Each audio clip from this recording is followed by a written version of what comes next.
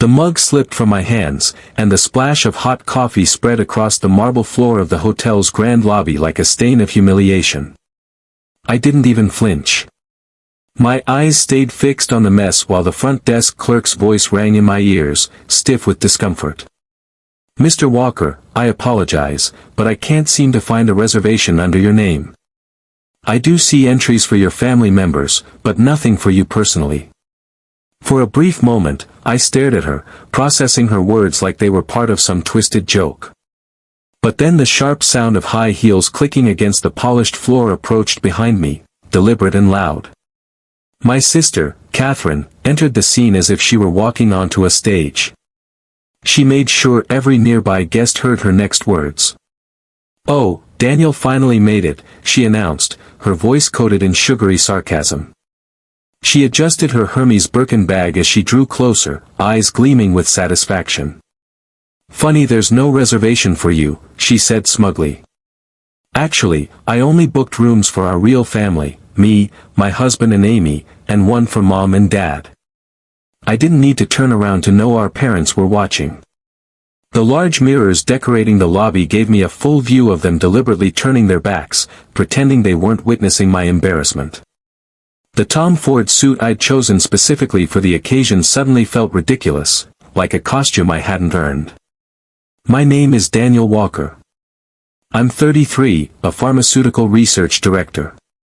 And that was the moment I decided to stop tolerating my family's hypocrisy. For as long as I could remember, I'd been the outsider. The one who didn't rely on family money, who carved out his own life through scholarships, internships, and backbreaking 80-hour workweeks.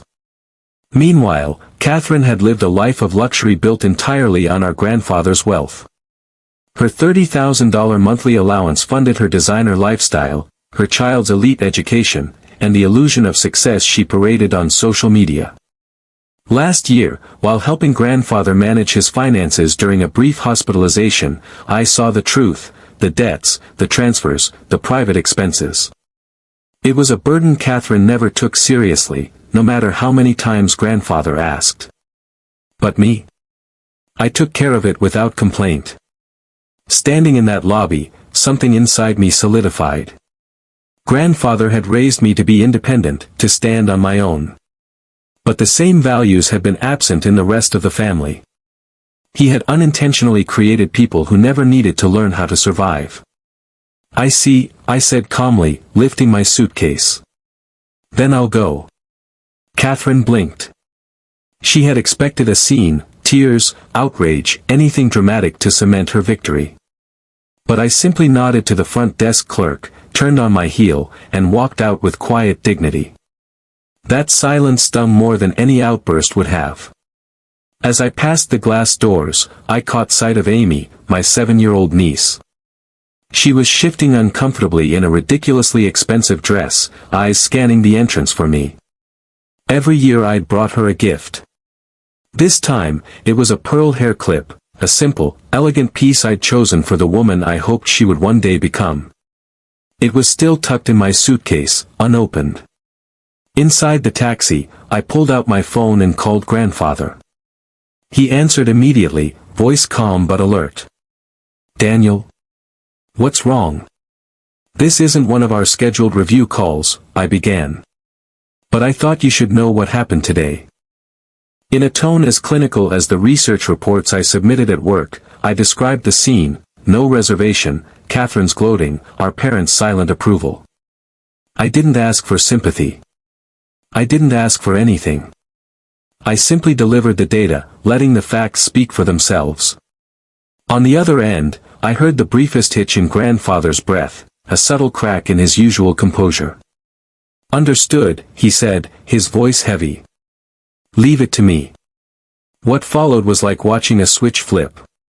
Within 15 minutes, my phone lit up with missed calls and hysterical voicemails, mostly from Catherine. She had clearly realized something had shifted, something she wasn't prepared for. "Daniel, please," her message said. "Amy was looking forward to seeing you. I invited guests for dinner. I was going to post our perfect Thanksgiving online, now it's ruined. My parents weren't far behind. We could have added another room, one email read. But Catherine insisted. You make good money, Daniel. Why not just handle your own booking? Then came the guilt. Catherine has a child, a husband. You're single. Independent. Can't you just let it go, for one holiday? Every word hit like a familiar bruise. But for once, it didn't sting. It just confirmed what I already knew, this wasn't about money. It never had been. Mid-flight to Chicago, grandfather sent a mass email to the family. This is my final decision, it began. What happened today was a disgrace to our family name. Daniel was treated cruelly, excluded by those who should have supported him. Effective immediately, I am halting all financial support to George, Margaret, and Catherine. The comfort you enjoy is built on my generosity, and you've forgotten what family means. As I read, more missed calls popped up.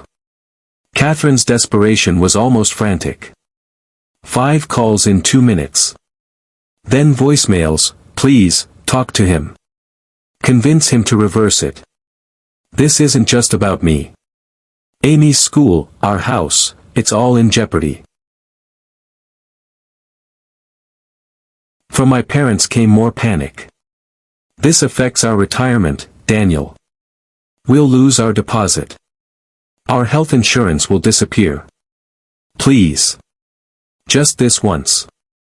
I turned off my phone and stared out at the clouds. No more staged Thanksgiving photos this year. For people like Catherine, that was probably the worst part. After landing, I found over 100 messages waiting for me. Some begged. Others accused. We can't cover the loans.